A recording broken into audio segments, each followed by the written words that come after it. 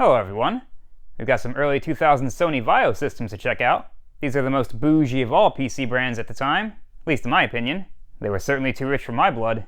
And as such, this is going to be my first time interacting with any Sony Vaio. It's time to finally see what all the fuss was about. Let's tear into these. And I'm going to start with this machine for no other reason than that sticker. See, this thing is a winner. And we've got all sorts of goodies here. I wonder if this came with Tomb Raider or if they're just advertising it. Ooh, advanced video editing with Adobe Premiere 5.1. You know, one of these days I gotta try editing part of the video on one of these machines, just for the sake of hilarity. And Sony had us audio heads in mind. Guess it came with Sonic Foundry. And Microsoft Word 2002. I guess that gives us an idea of the date of this thing. With cutting-edge NVIDIA GeForce 2 graphics. This thing is next level. And we got a little spec sheet down there. See that Pentium 4 is clocked at 1.4 gigahertz. 128 megs of RD RAM, not SD RAM. So hopefully that works because I don't have much RD RAM floating around here. And sadly that port cover didn't survive, but it would have covered 2 front-mounted USB ports. And this port here is called an iLink connector. iLink is basically a FireWire implementation that Sony decided to Sonify. As far as I know, it's just a difference in naming. And this is still plain old IEEE 1394, aka FireWire. We do have this door though, and I guess it covers a drive bay. And yeah, there's a floppy drive back there. And this thing is held shut by magnets. You know, it's gotta be good when they get magnets involved. And as per the specs on the sticker, got a DVD-ROM drive and a CD burner. Very lucky to have these original Sony custom faceplates. I'm sure those are impossible to find. And both sides of the case are emblazoned with the Vaio logo. That way everybody knows from all sides that you've got a Sony Vaio. Or maybe it's there in case you forgot you had one. And up top here we have what I'm guessing are remnants of a Best Buy sticker. So this thing may have visited the Geek Squad. Those last 2 lower digits might be part of a date code, possibly 2004, but I have no way to be sure. And the backside of this thing just exudes Sony excellence. Look at those port labels. You just can't go wrong with that retro futuristic color scheme. And I wonder if that's our NVIDIA GeForce 2 down there. It does match Sony's port label. And finally, we've got some OS evidence. This thing is sporting Windows ME. Yeah, I had a feeling it was a bit too old for XP, though I'm sure it would run it perfectly fine. It just wasn't quite in that date range for mass XP adoption. Okay, let's get this thing open. And that part I haven't quite figured out yet, but I'm guessing it has to do with these tabs. See if they don't break. Does this pull back? Aha! Indeed it does, but that tab did break, so that sucks.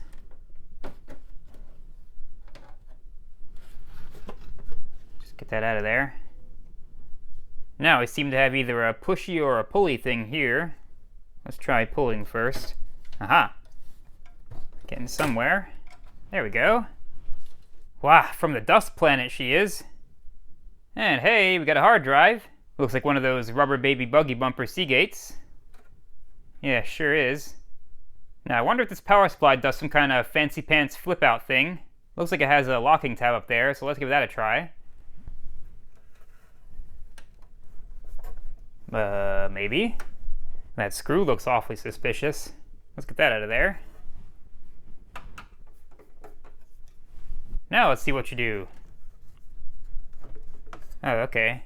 So it comes out like that. And I suppose I should disconnect it first. Wow, that thing knows it's connected. Okay, that might be a two-hander. Just get that back in there. There. Molex connectors never get easier. And I can't even get the ATX power connector out without removing the hard drive first. There's just barely not enough room to depress the tab. So I guess we're pulling this. Let's see, how does that work? Does this just sit in there? Oh, nope, we got a pulley thing. There we go.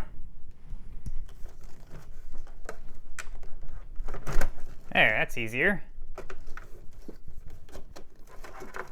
This thing actually has 3 connections to the motherboard.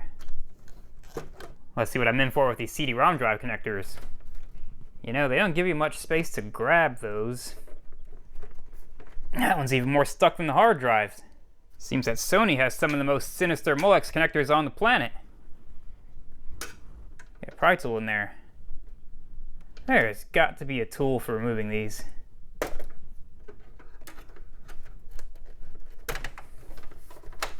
At last. We only have the floppy connector left. Or the Berg connector. And it is out. Might as well purge these IDE and floppy cables.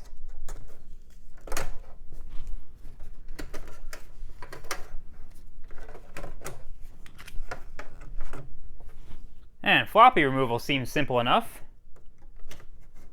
And sure is. Look at that, it just rolls out of there. I am liking the way this thing comes apart, save for the achy breaky plastic clips. Now let's get that super proprietary cable out of the way.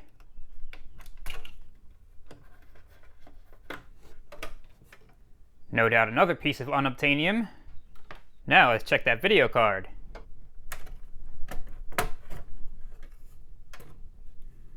And no obvious markings, but I'm guessing that 2MX32 string kinda suggests that this is what we're looking for. The OEM GeForce 2. Yep, sure looks OEM. Actually, let me get that thing back in frame for a second. That is one interesting looking surface mount cap.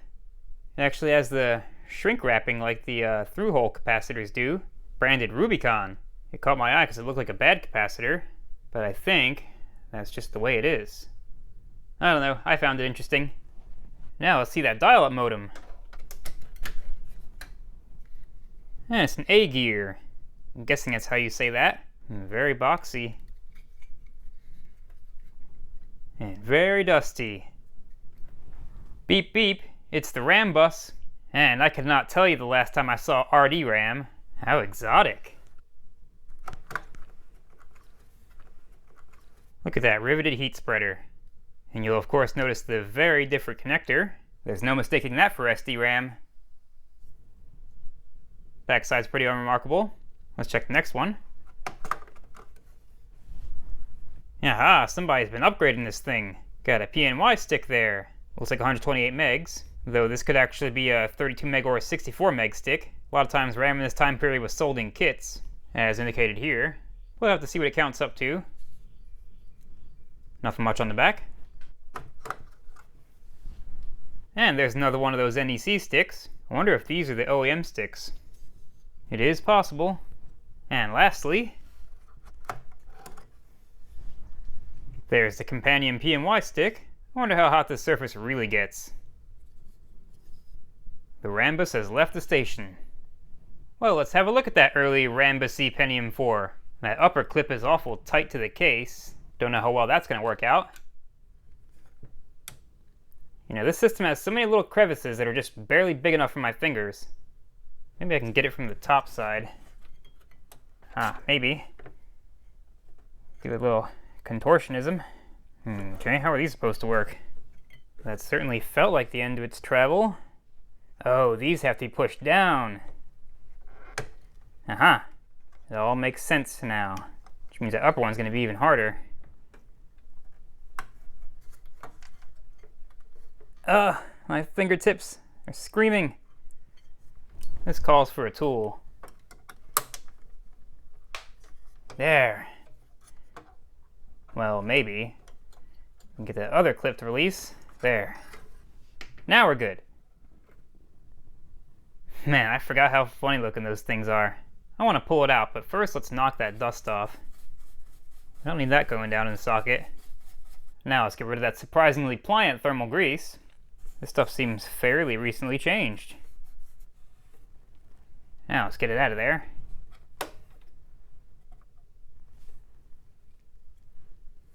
You know, I almost forgot these existed.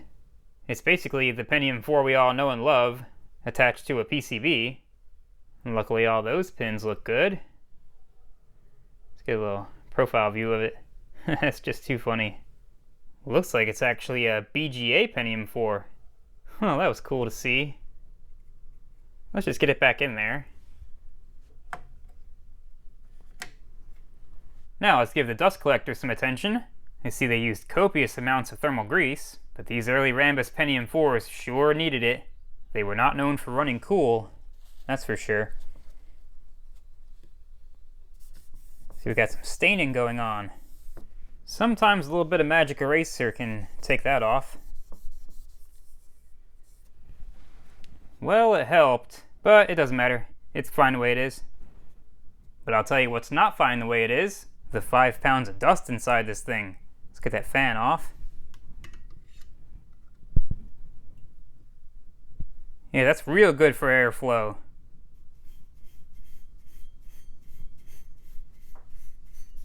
Just try not to breathe much. Dusty heatsink or dustiest heatsink?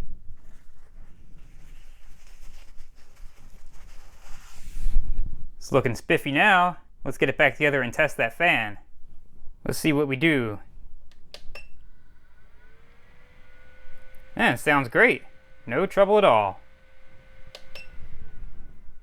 Okay, this motherboard is next level dusty, so let's get it out of there.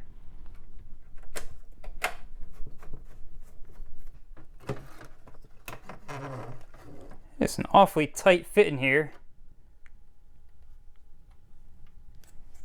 There, that's easier. And is it just me, or does that font look awfully ASUS-y? Is it possible that ASUS was Sony's OEM for motherboards? It is made in Taiwan. The GPU is made by ASUS. It seems to track. Now let's refresh the thermals on that Northbridge heatsink.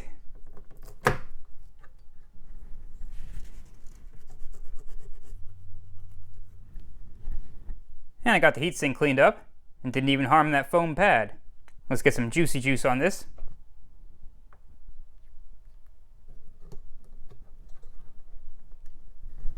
I'm not fighting those heatsink clips while it's in the case, that's for sure.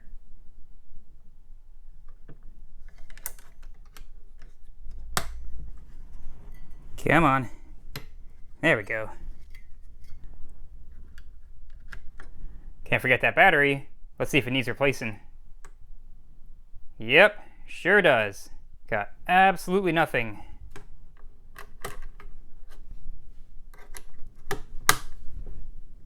Okay, now, let's figure out how to get these optical drives out of here. It looks like this entire drive cage comes out. I don't see any screws or latches or anything. So, guess I'm just gonna go for it. Okay, there's nothing holding that thing in. That's interesting. So it just kind of sits in there. Oh, I get it. The top plate holds it in. Yeah, it's got several corresponding tabs. Okay, now it makes sense. And the CD burner is made by Sony, because who else? Got a manufacture date of July 2001. Also has 23 years worth of dust, apparently. Sure hope we're not too dusty inside. And what an odd looking thing it is. It's got spaces for audio equipment, but no components. I guess that was Sony's way of saving a few pennies. And the DVD-ROM is made by not Sony. It's actually made by Pioneer. I wonder why Sony didn't go in-house with this. Yeah, it's manufactured May 2001, so about the same age as the CD burner, and the same level of dust. And here's that rubber bumper Seagate hard drive, 40 gigabytes. That matches that sticker. We got a date code of 0147, so I take that to mean somewhere in 2001. So good chance this is original to the system. This rubber was stuck to the hard drive caddy like it was original. Let's wipe that off. And the floppy drive is made by, you guessed it, Sony. A good old MPF 920. Though the amount of dust on it probably doesn't bode well for the condition inside. Let me just sweep that off to prevent even more from going inside. Okay, let's see what's going on inside. You know, it's actually not that bad. Pretty surprised. Seems to be mostly in the front. Let's make sure those heads are clean.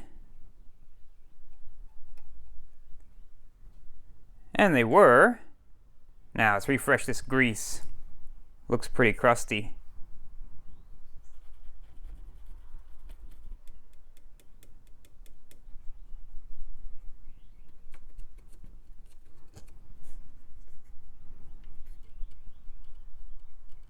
Moving on to the power supply. It might be a dusty disaster, but it definitely feels very well built. A lot of gravity in this thing.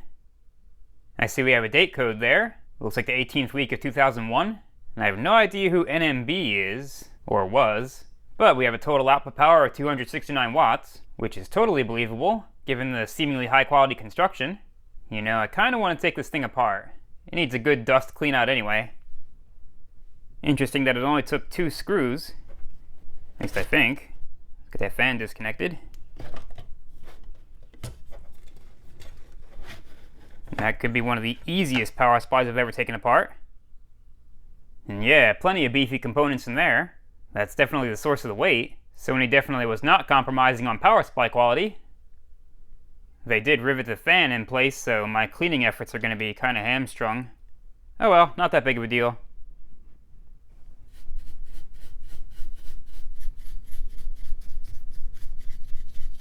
And this is just a small fraction of the dust. I ended up having to get the air compressor involved. Alright, for all that cleaning, let's see if this thing's a dud.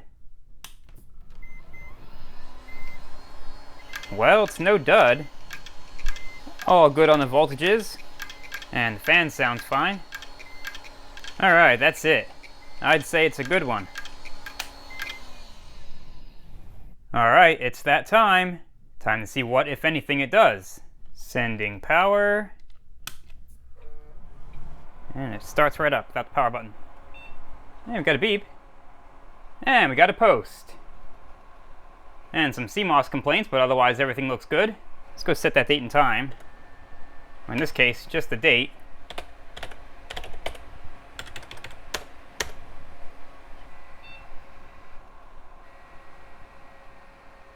Alright, we're booting something. Looks NT based. And it's XP. Figured as much. And that's a lot of accounts. Let's see if any are currently passwordless. How about you?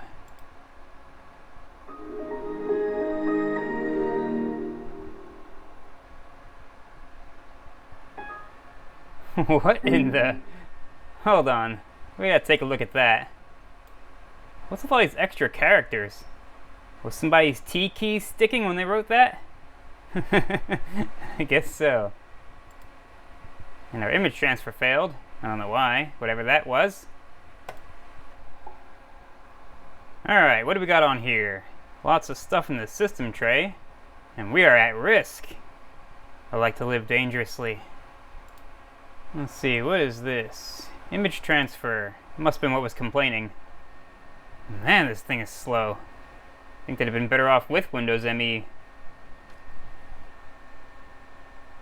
Oh, who asked you, Windows Security Center? Okay, so that is whatever this is. Image transfer thingy. That can go away. What is Intel Video Phone? Is this really some early teleconferencing software? Huh, that's a funny coincidence. LGR just did a video on that camera. So I guess this is one of the pieces of software that came with it. Welcome to Intel Video Phone. Okay, I guess they never set it up or used it. Let's just humor it for now. I don't have a camera connected, obviously. Alright, go. Oh, I gotta fill that stuff out. How about, can I not register? See, none? Aha. You will have to tell others your IP address so they can call you. Wow. So this is really opening ports to the internet. Ah, the good old days when security was an afterthought. Alright, I'll see how far I get with no camera. Keep going. That interface. Let's say I'm already connected. Gotta love that toyish interface. Yeah, serious people were using this, you know? Okay, well, we're not getting any further with that. Let's see if they were using old AOL. AOL 9.0 Security Edition. Yeah, they sure were. That's one of the names that was on the login screen. This must have been way after my AOL days, because I don't remember anything being secure about AOL. Who here remembers the great booter wars? Right, let's get out of here. What else do we have? Oh my, plenty. So this had to be at least upgraded from the original image. So here's a lot of that software that was boasted on the front sticker, as well as some Vaio-specific stuff. What's in that Sierra folder? Oh, I thought it was Sierra, the game company. What is this stuff? Did Sierra get into boring software? Let's see if it's that Sierra. I guess it's possible. Yeah, Sierra Online. Huh. Interesting. Let's get out of here. You know, there's no signs of Lara Croft yet. Wonder if we have Adobe Premiere on here. Yeah, there it is. We gotta give that a try. Licensed to valued Sony customer. You know, I kinda wanna try it, but I'm about 99% sure this doesn't support any of the video formats I use now. Let's just start with QuickTime. Surprised it doesn't give you a sample project or something. Let's see. Nah, nothing like that. Yeah, I'm sure this thing would choke on even the smallest video file I could generate. So let's not get into this right now. Let's see, what else is there? What is SoundPix? CameraMate ProPix Sound. I thought it might have been similar to KidPix. Let's see what that is. Welcome to SoundPix. With SoundPix, you can easily take your pictures and add integrated audio. No your way. own voice, sound effects, or even music. Bring your pictures to life, then share them with friends, family, and coworkers. To fully enjoy all of the capabilities of SoundPix, upgrade to SoundPix Plus today. Oh, I bet I'll get right on that. Wow, the future is here. I can put sound on my pictures. But who's narrating their chest x-ray? Ah, the wonders of the new millennium. Let's see, what else? Yeah, pretty much more of the same. This seems like this was an office mom computer. What is that Dartmouth network folder? Blitz Mail. I saw that on the desktop. What the devil is that? It's not my default email application, that's for sure. Let's not fix that now. Huh. I guess it actually is from Dartmouth College, or was connected to it. I guess this person or someone who used this computer attended that, and this was their email client. Well, that's interesting. What other options do we have in here? Huh. A college attendee they were. Okay, let's get out of here. Okay, so we found software up to 2004. Let's try to figure out when the last time this thing was actually used. Grow. Alright, let's scroll past the modern age. And we sure generated a lot of errors. 2014. That is an exceptionally long life for this machine. Let's keep going and see. Yeah, daily use. As far down as it goes. Sony was known for quality, and I guess they still are. It's just that these days I don't know them much beyond the PlayStation. Alright, let's get out of here. Let's see what's on the root of that hard drive. And it's shared. Have you been hacked? Not much free space, although that is a partial partition. We also have a D drive. Oh, there's all the space. Let's see what's in there. Bunch of, I don't even know what. Random assortment of randomness. Well, let's not dig too deep.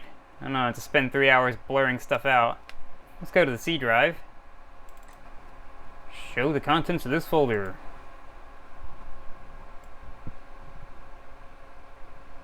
I still want to find Tomb Raider. Everything else that was promised on that label is on here. Maybe it's in the program files directory. Ooh, better hide those too. Can't trust those pesky users.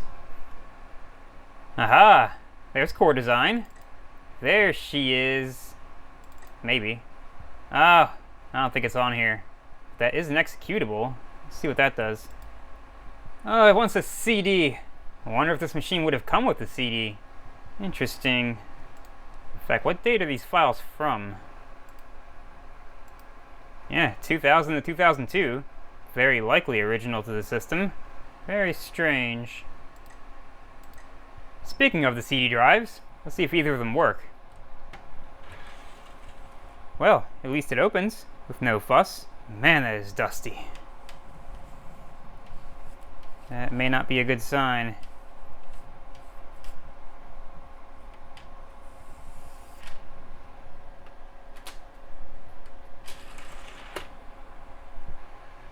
Oh, but it does work. Huh, I like that it detects 9.0, even though it's 5.0. How forward-thinking is that? Interesting. Alright, let's cancel out of this. Remember, there's no risk or obligation. They sure tried their hardest. Oh, this. Gotta go through the retention department. And you get a free unwanted desktop shortcut. Okay, how about the DVD drive? Seems like it's having some trouble. Oh, maybe not. Wonder why I ignored that first press. That is also incredibly dusty.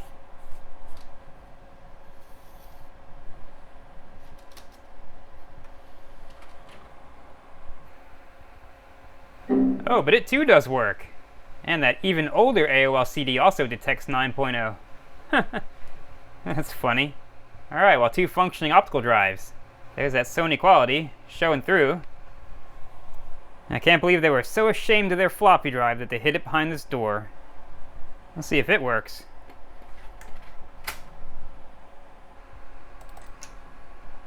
And it sure does. Wow, not a single thing wrong with this machine so far. Let's give that drive some exercise and copy all this stuff off of here. Yep, doing it just fine. And it's quiet as can be, but I don't like that. I like them good and noisy.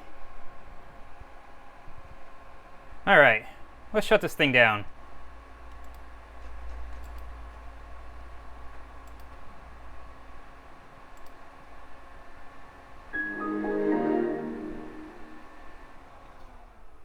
You know, the phrase "buy it for life" comes to mind. This thing gave somebody 13 years of service, then booted right up and was ready to give more. I guess there's a reason Sony Vaios were pretty well regarded back then. Solid little machines they are. But it is refreshing to see an emphasis on quality in the era that this machine is from. That was very much into the race to the bottom era of computing. Let's move on to the next system. And the next system is a very similar looking machine, except this one has blue accents and some kind of splatter of unknown origin. Looks like paint. And see, this one has a DVD burner, so maybe it's a slightly higher trim model. This down here is actually just a regular old CD-ROM drive. And looks like we have a memory stick reader in there. I'm guessing behind this door. Aha, there it is. Memory stick is Sony's proprietary flash storage, similar to an SD card. Sony does like to be special. And down here we have that same iLink connector, and 2 USB ports, and same missing port cover. What a surprise. And the backside of this system looks very similar to the first one, with a few exceptions. This one has onboard graphics, in lieu of a dedicated GPU. We also have more USB ports, a NIC, and fiber optic audio output. Yeah, I'm starting to think this one is newer, or at least slightly newer. And this one has an XP-COA sticker, so yeah, maybe it is newer. Well, let's get it open. Let's see if I can manage to not murder these clips. Come on. Try not to apply max pressure. There we go. Yeah, no breakage. And you know it's all when your CD burner has a cooling fan. And so far it seems slightly less dusty. Well, just slightly. I see somebody robbed us of the hard drive, but at least they were nice enough to keep the caddy in there. Alright, let's clear some of this stuff out.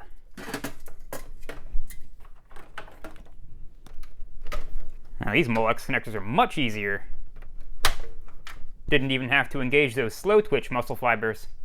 Okay, that bird connector is in a very awkward spot. Let's power supply out of the way first.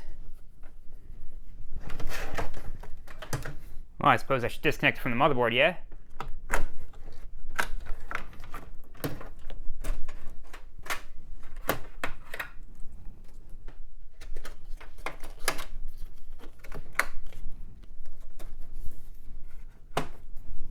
Now, I wonder, does that memory stick reader come out with the floppy drive?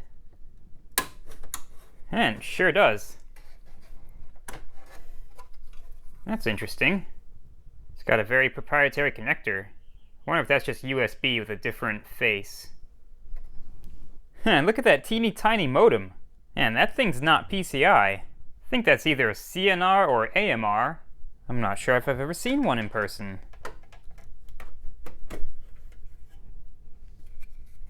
Yeah, that thing is just itty bitty. And yeah, that's a CNR interface, or a communications network riser, I think. I'd still love to know the morale behind this connector. Like, I get that you're saving a PCI slot, but you could just as well put a PCI slot there. I guess like everything, probably comes down to cost. That smaller slot probably has a smaller price. And I see SD-RAM in there, so this was certainly after Intel's weird love affair with Rambus. Interesting that the CPU fan is disconnected, just hanging out there. Well, let's see exactly which chip we have, assuming I can figure my way through this very strange heatsink clip. Looks like I just do something like this. Not quite.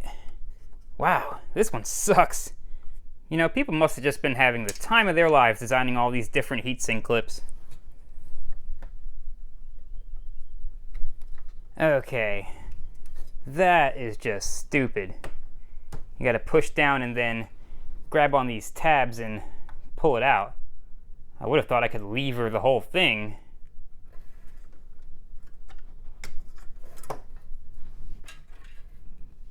And that is still some very pliant thermal paste. So either somebody replaced it or Sony was using the good stuff. Let's clean it off.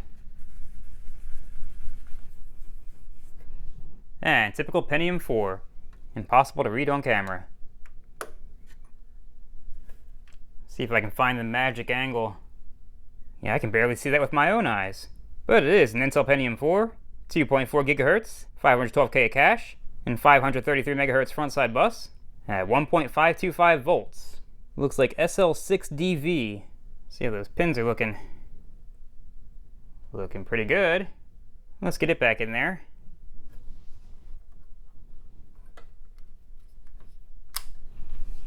Okay, what do we have on the RAM side? That's a 512 meg stick, DDR1. Let's check the rest of them. And that's another 512 meg stick of DDR1, up to 1 GB already. This thing's seeming fancy. And that's an identical stick, so 1.5 GB. I'm gonna guess this machine is from around 2002, and if so, they were living it up. Well, speaking of dates, we've got one right on the heatsink, either November 6, 2002 or June 11th, 2002, so that gives us some idea. Clean this thing off. Let's see, can the magic eraser finish it off? In this case, yes it can. And this one's looking much cleaner. Might have even been maintained. Yeah, whoever heard of that?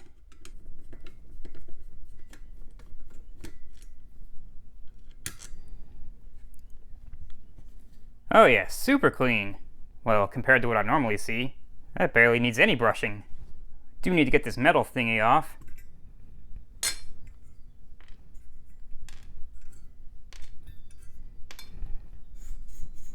Yeah, I'm not barely getting anything out of this one.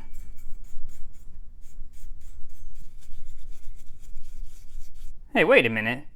Wasn't this fan mounted upside down? It's supposed to blow air into the heatsink, but when configured like this, it would be sucking air through it. I think somebody was getting a little experimental, maybe. Yeah, look at that. Didn't even need the paper towel. Okay, I've gone ahead and put that fan in the proper orientation. Let's see what it sounds like. Yeah, it sounds great. No further service needed. Okay, I think I'll pull this motherboard too. It'll certainly make wrestling with that heatsink a lot easier.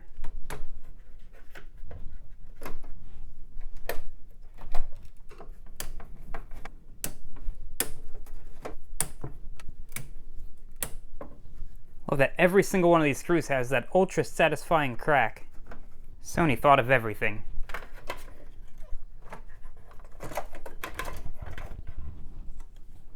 Okay, maybe it is a little more dusty than I thought. And you know what I didn't see on either of these systems? Plaguey capacitors. And there's no evidence that they've been replaced. And every cap on this board is actually a Rubicon cap. I guess Sony had the foresight to avoid cheap capacitors. And I would absolutely love to replace the thermal paste on that Northbridge heatsink. I really, really would. But those plastic clips are just begging to break, and I don't want to deal with that. So we're just going to have to run what's under there. Let's get that CPU dressed. Now let's try to maneuver this contrivance.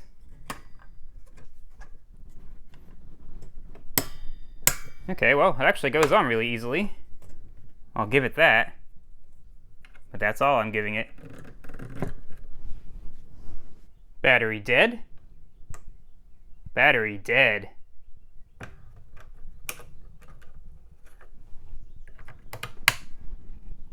Alright, let's get into these drives.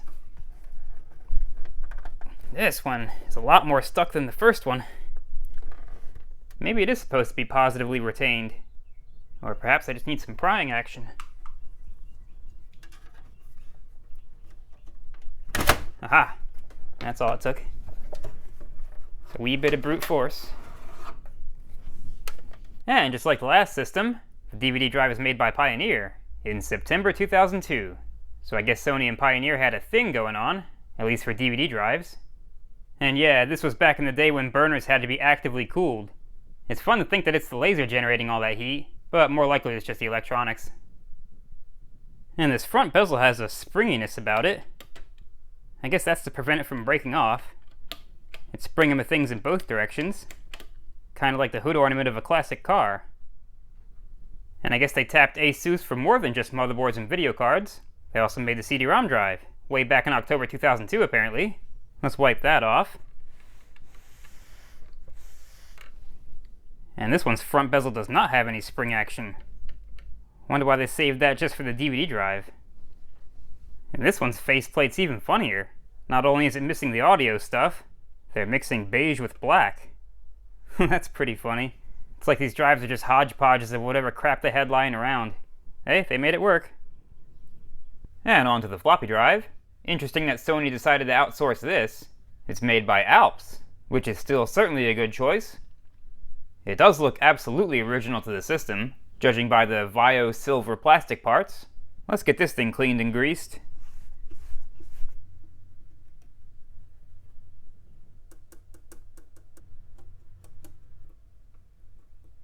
And here's the memory stick reader. I find it interesting how few components are on this board. It's essentially all wiring with a few little passives here and there. I even peeked inside this shielding, and there's nothing under there either. So all the smarty bits for this are on the motherboard. Even on the backside, all we have are what must be support components for the activity indicator LED. It's funny they use such a big board for this. Perhaps earlier revisions did have more brains. And here we have what looks to be the exact same power supply as the first system, except this one affords us the luxury of a removable fan, without drilling out rivets. I'm just going to give it a quick de-dusting.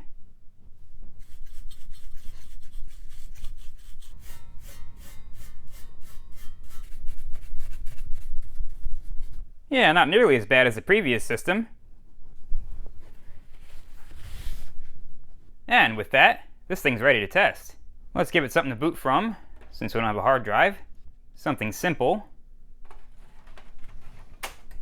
Sending power. Hey, it's actually going to wait for the power button. Alright, that's a good sign. And we are posting. Posted straight to the BIOS. Guess it wants me to manually configure that CPU. That's interesting. And now I can't even remember what clock speed it's supposed to be. I shot that part of the video a few days ago, which apparently is too much. I'm pretty sure it was 2.4, but we don't get that option. It stops at 2.3, unless this scrolls down, which it does not. Well, you know what? 2.3 it is. Let's just verify our boot configuration. Yeah, we want to boot from floppy. Legacy floppy. Alright, let's get out of here. Save that.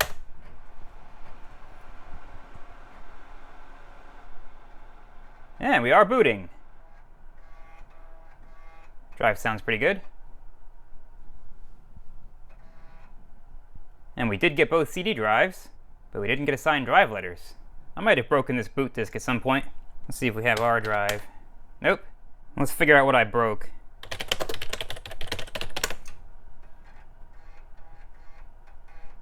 Oh well, that'll do it. I rammed out MSEDEX. Save that. Get out of here. Now I could just enter that command now, but too lazy. Let's just go ahead and reboot. I didn't realize how quiet those fans are until they ramp up on boot. There we go, that's better. Well, let's go ahead and test those drives out then, starting with the DVD drive. Opens without any fuss. Let's make sure it'll read a CDR.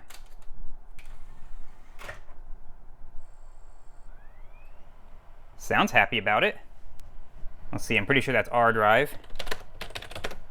Alright, good working and reads CDRs. And let's just move that to the CD drive. See if we have the same luck.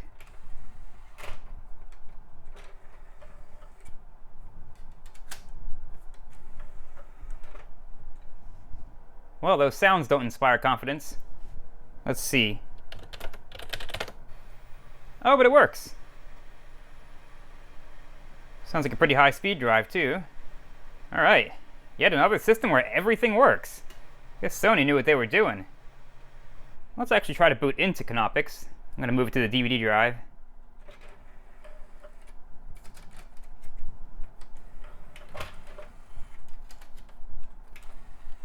Get that floppy out of there. Control-Alt-Delete. Alright, looks like it wants to. Let's go.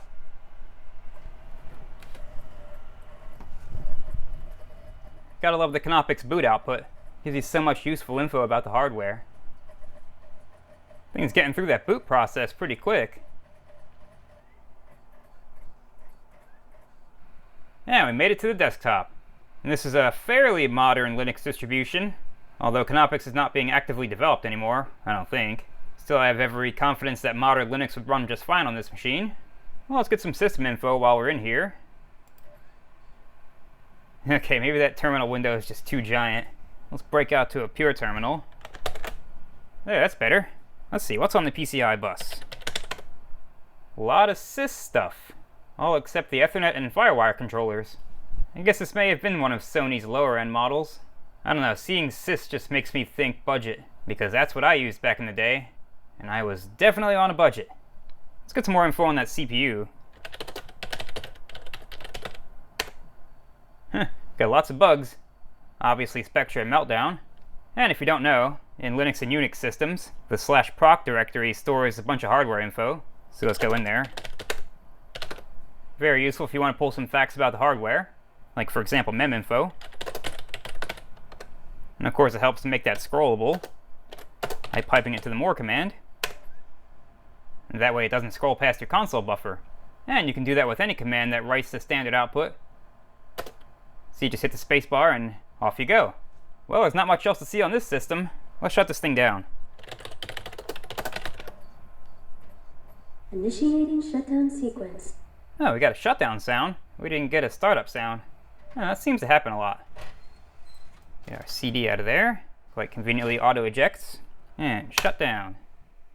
Okay, now, let's see what can be done about whatever this stuff is. Seems like it might come off with a little persuasion. So let's try the old Windex and paper towel routine first. And look at that, comes right off. This stuff looked a lot more fierce than it actually is.